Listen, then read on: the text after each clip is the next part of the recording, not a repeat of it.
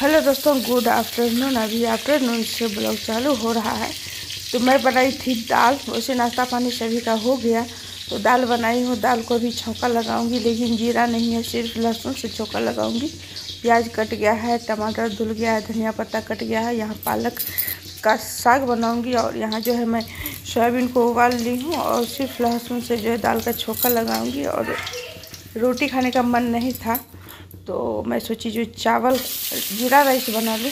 तो जीरा राइस में जीरा ही नहीं है, मतलब ख़त्म है। तो सोची जो चलो थोड़ा सा बीन्स है और सोयाबीन मुझे डाल के जो है चावल में डाल के बहुत स्वादिष्ट लगता है, बहुत टेस्टी। इसके सामने जो है सारी चीज़ फेल।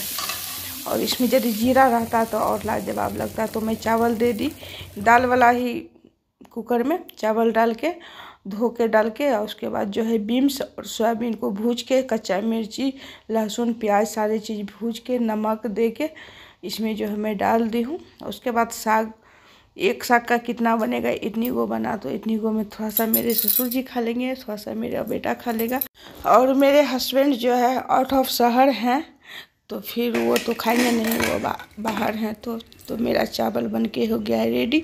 और मुझे थोड़ा सा गीला गीला चावल पसंद है। Good evening. अभी 2-3 दिन से जो है मेरा ब्लॉग इवनिंग को ही चालू होता है, क्या कि क्योंकि दिन भर जो है टाइम नहीं मिल पाता है, और टाइम मिलता भी है तो मूड नहीं रहता है ब्लॉग बनाने का, तो किसी भी तरह बना लेती हूँ।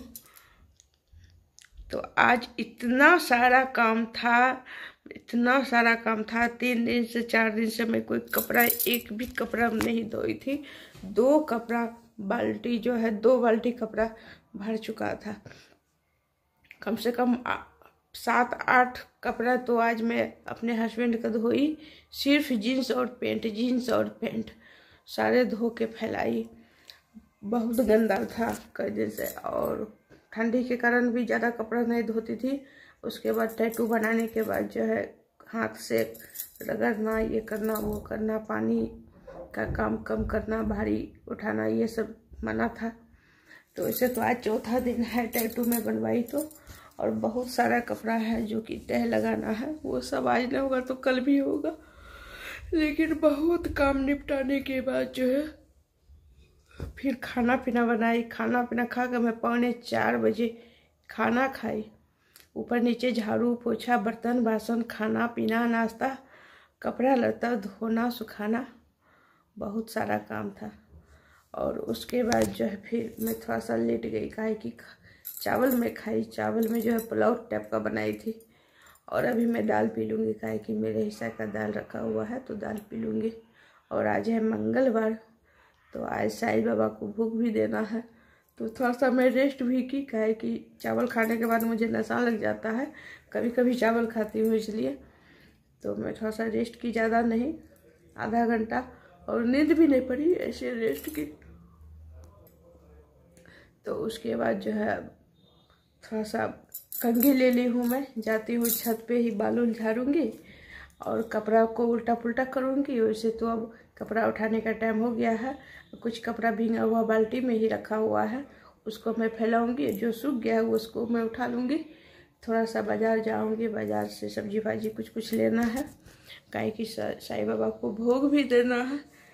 इसलिए मैं सोची चलो मैं ब्लॉग को चालू कर लूँ, तो चालू रहेगा तो ठीक रहेगा, चालू नहीं रहता है तो फिर मूड नहीं करता है ब्लॉग बनाने का।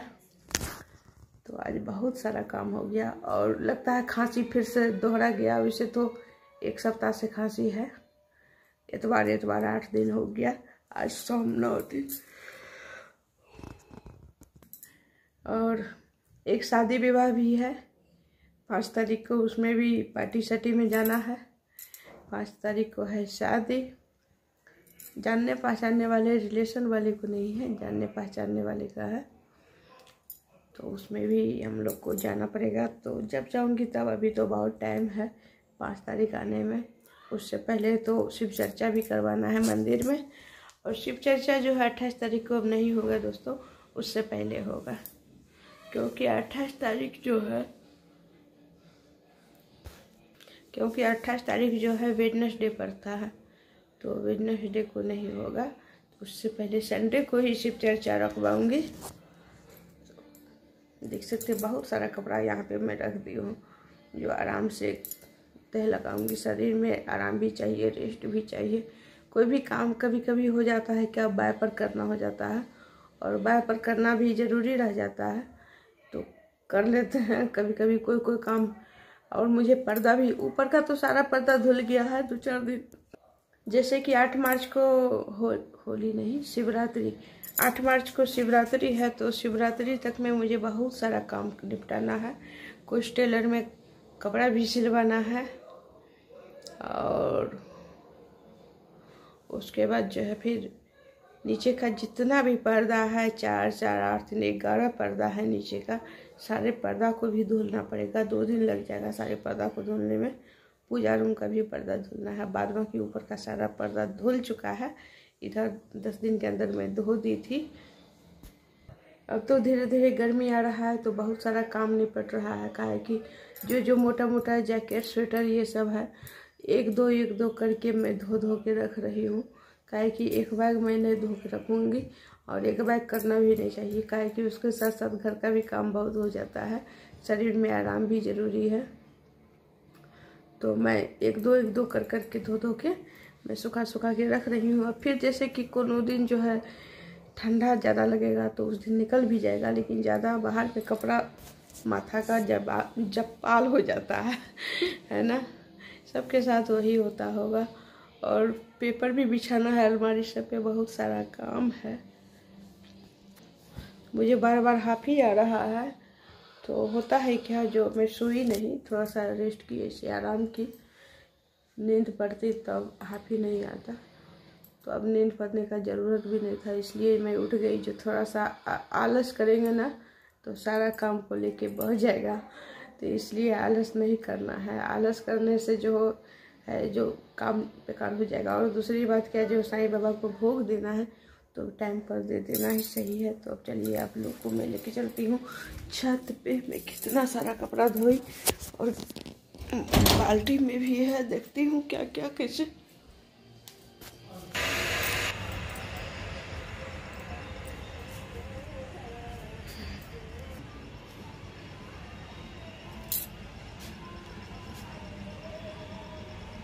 और मैं आ गई हूँ छत पे। जैसा मैं समझती थी वैसा जो है लाइट नहीं है, अंधेरा हो चुका है।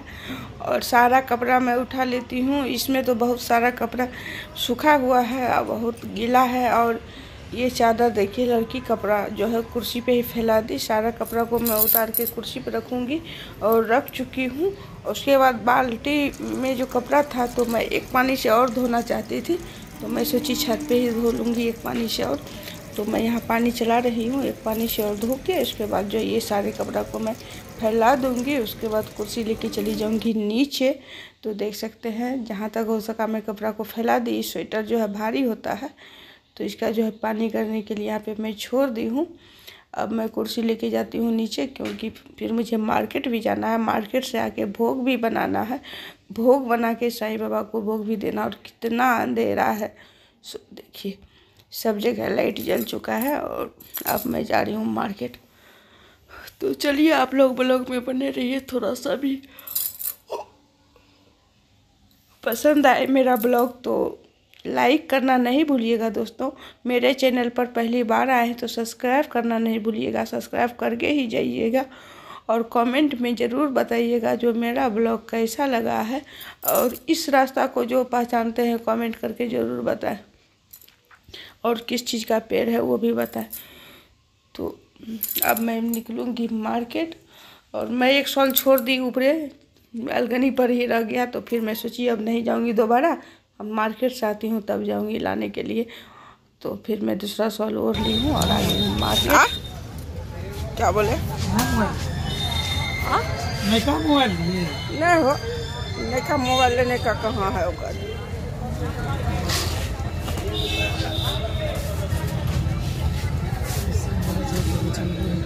हाँ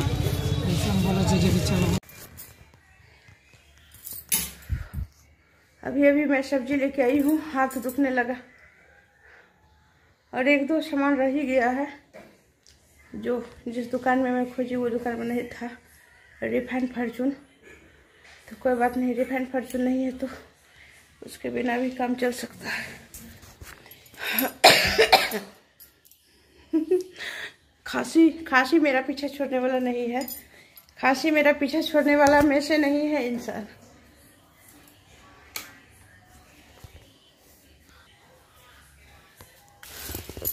इसमें है करू तेल, पूजा वाला, अगरबत्ती है, पकड़ो, रुई और लौंग। जड़ी बूटी वाला का 70 टका बाकी था, उसको भी मैं दे दी हूँ। ये लौंग, इसको मैं निकाल देती, इसको पूजा रूम में रखो भैया। ये है बथुआ, पालक, इसमें धनिया पत्ता, मिर्ची और कुछ होगा, मटर, बंधा, फूलगोभी, सरसों, ब्रोकली, बंधा इधर।